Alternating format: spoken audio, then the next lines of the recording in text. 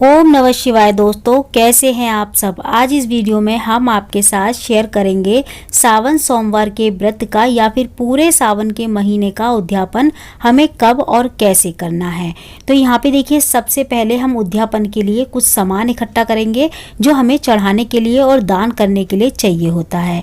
तो सबसे पहले देखिए, हमें भगवान शिव के नाम से कुछ कपड़े निकालने हैं। जैसे कि आप पैंट शर्ट का कपड़ा निकाल सकते हैं, साथ में हमें एक कोरा रुमाल लेना है। तो कपड़े हमें कोरे ही लेने हैं एकदम।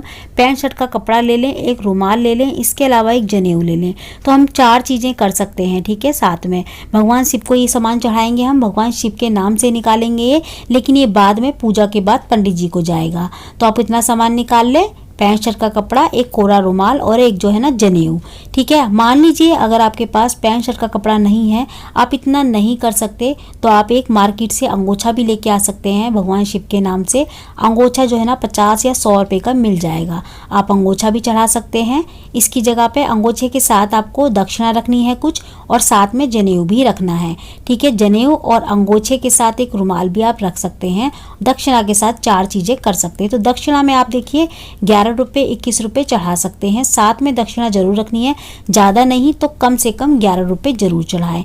तो देखिए, अब मान लीजिए आप अंगोछा भी नहीं चढ़ा सकते, तो एक रुमाल और एक जनेऊ जरूर चढ़ाएं, उसके संग दक्षिणा रख दें, ठीक है। तो ये भगवान शिव के लिए आप ये सामग्री चढ़ा सकते हैं, मतलब इतना सामान चढ़ा सकते हैं, ज़्यादा से ज़्यादा और कम से कम मैंने आपको बता दिया है कि आप क्या क्या चढ़ा सकते हैं। इसके अलावा माता पार्वती के लिए हमें एक साड़ी निकालनी है। साड़ी देखिए, आप ब्लाउज के साथ निकालें, बिना ब्लाउज की साड़ी ना निकालें। ब्लाउज जोड़ा पूरा चाहिए, जैसे कि पैंट शर्ट का जोड़ा लिया है हमने, या फिर कुर्ते पजामे का जोड़ा लेते हैं, ऐसे ही रुमाल के साथ हम जो है ना जनेऊ रखेंगे। या फिर अगर हम अंगोछा रख रहे हैं तो उसके संग जो है ना रुमाल रखेंगे। तो इस तरीके से हमें रखना है, जोड़ा रखना है, सिंगल नहीं रखना। तो अगर हम जो है ना साड़ी ले रहे हैं तो साड़ी के संग आप ब्लाउज जरूर रखें, चाहे पेटीकोट हो या ना हो, ब्लाउज पीस जरूर ले लें आप साड़ी के संग। और अगर साड़ी में ही ब्लाउज है तो बहुत अच्छी बात है।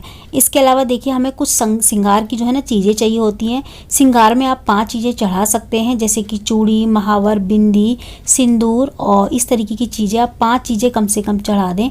मान लीजिए आपके पास 5 चीज़ें नहीं हैं, आप 5 नहीं चढ़ाना चाहते, कम से कम चीज़ें चढ़ाना चाहते हैं, तो आप क्या क्या चढ़ा सकते हैं।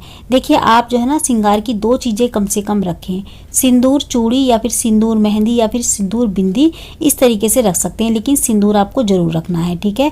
अगर आप सुहागन है तो जो है ना सुहाग की चीज़ें जरूर रखें, कम से कम 2 आपको जरूर रखनी है। अब मान लीजिए जैसे शिव भगवान के लिए मैंने बताया कि ये पैंट शर्ट का कपड़ा नहीं है, तो माता पार्वती के लिए भी आपके पास नहीं है साड़ी, आप कम से कम सामग्री के साथ उद्यापन करना चाहते हैं, तो आप जो है ना क्या करें, माता पार्वती के लिए एक चुन्नी निकाल सकते हैं। चुन्नी भी अगर आपके पास नहीं है तो आप जो है ना एक ब्लाउज पीस ले लें। मार्केट में सूती जो है ना ब्लाउज पीस मिल जाते हैं, जो सूती ब्लाउज बनते हैं ना, बहुत अच्छे अच्छे कपड़े मार्केट में मिल जाते हैं 50-100 रुपये के ब्लाउज बनाने के लिए, तो आप वो ब्लाउज पीस भी ले सकते हैं। ब्लाउज पीस के साथ आपको एक रुमाल रखना है, रुमाल के साथ आपको श्रृंगार की चीज़ें रखनी है। तो आप 2, 5, 9, 7 या फिर आप पूरी 16 श्रृंगार की चीज़ें चढ़ा सकते हैं। तो देखिए, माता पार्वती के लिए भी मैंने आपको बता दिया, ज़्यादा नहीं है तो एक ब्लाउज पीस, एक रुमाल आप चढ़ा सकते हैं माता पार्वती को, श्रृंगार की कुछ सामान रख के। साथ में आपको दक्षिणा दोनों में रखनी है, चाहे आप 11-11 रुपये रखें, लेकिन रखनी जरूर है आपको, साथ में दोनों के साथ दक्षिणा रखनी है। इसके बाद हमको सारी चीज़ें जो भी हमने चढ़ाने के लिए ली हैं, माता पार्वती की, भगवान शिव की पूजा करने के बाद, जो लास्ट सोमवार होता है ना, उस दिन पूजा करने के बाद, और जो है ना भगवान से स्पर्श करा के भगवान को चढ़ा के एक साथ रख के, इस तरीके से आपको 2 बार जो है ना सीधे हाथ में, या फिर आपने जो भी कपड़े पहने हैं, सूट साड़ी, सूट पहना है तो चुन्नी में, और साड़ी पहनी है तो साड़ी के पल्लू में, इस तरीके से आपको सीधे हाथ में जल लेना है। पल्लू में जल लेना है आपको, इस तरीके से थोड़ा सा जल लेके, और 2 बार आपको इस तरीके से जो है ना, जो हमने सामान चढ़ाया है दान करने के लिए, उसको इस तरीके से हमको जो है ना पूजना है। पूजने के बाद मतलब कि मनसना है, मनसने के बाद हमको इस तरीके से हाथ जोड़ लेने हैं, सर माथे लगा लेना है हाथ को। इसके बाद हमको ये चीज़ें दान कर देनी है।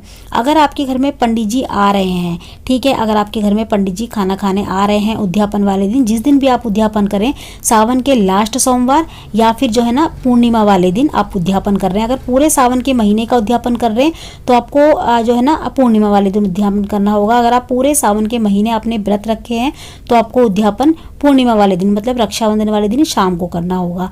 और अगर आप सावन के सोमवार के व्रत कर रहे हैं तो फिर आपको खाली सावन के सोमवार के जो व्रत हैं जिनके, उनको जो लास्ट सोमवार अब जो पड़ेगा ना, सावन का लास्ट सोमवार जो सोमवार आने वाला है, ये लास्ट सोमवार है, इस दिन आपको शाम को उद्यापन करना है।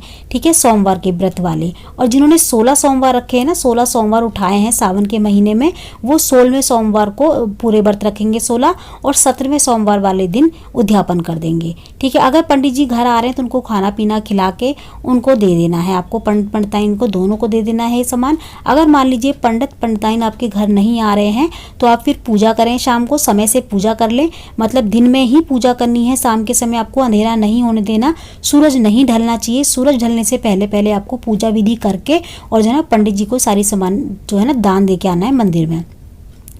तो अगर आपके घर में पंडित जी खाना खाने नहीं आ रहे हैं तो फिर शाम को आप समय से पूजा कर लें, जैसे आप नॉर्मल पूजा हर बार सोमवार को करते थे वैसे ही आपको पूजा करनी है। बस आपको ये सामान जो है ना मैंने दिखाया है, इसको निकाल के माता पार्वती और भगवान शिव को छुपा के उनको चढ़ा के उसके बाद मिनस के और सीधा मंदिर में दे के आ जाना है। उसके बाद आपको जो है ना अपने घर में अपने व्रत का पारण कर लेना है आके। अगर आपके घर में पंडित जी खाना खाने नहीं आ रहे तो आप इस सामान के साथ सूखी चीज़ जरूर रखें, जैसे कि आप मिठाई का डब्बा दे सकते हैं साथ में रख के, और या फिर केले वगैरह फ्रूट्स वगैरह दे सकते हैं साथ में रख के। खाली सामान ना दें उद्यापन में, आपको खाने का कुछ ना कुछ सामान जरूर देना है, केले या फिर कोई भी फ्रूट्स आप दे सकते हैं साथ में, कोई भी मिठाई का डब्बा आप दे सकते हैं। ठीक है, या फिर दूध की थैली या फिर दही की थैली, इस तरीके से आप इसमें से कोई भी एक चीज़ रख के जो है ना इस सामान के साथ दान करके आ सकते हैं। चाहे तो मिठाई का डब्बा भी आप दान कर सकते हैं या फिर केले, अपने अकॉर्डिंग आप कुछ भी रख लें।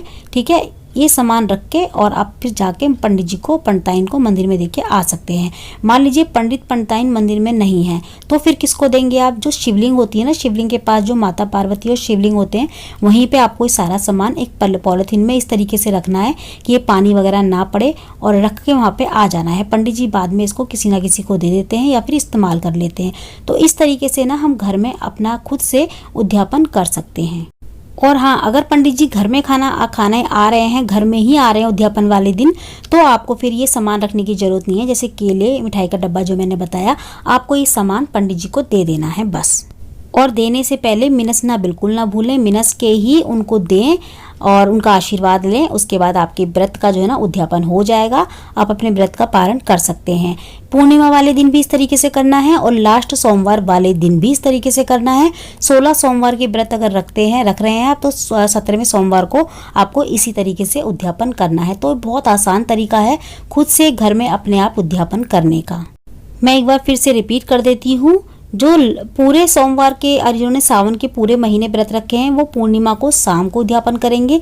जिन्होंने बस सोमवार के व्रत रखे हैं, सावन के 4 व्रत रखे हैं सोमवार के, जब लास्ट सावन का व्रत पड़ेगा चौथा, उसको उद्यापन करना है शाम को। जिन्होंने पूरे 16 सोमवार के व्रत करे हैं, सावन से व्रत उठाए हैं 16 सोमवार, वो 16 सोमवार पूरे करेंगे, 17वें सोमवार वाले दिन अपने व्रत का पारण करेंगे। तो फ्रेंड्स, आज की वीडियो में इतना ही। मैं मिलती हूँ आपसे अगली वीडियो में, जब तक के लिए जय माता दी, राधे राधे।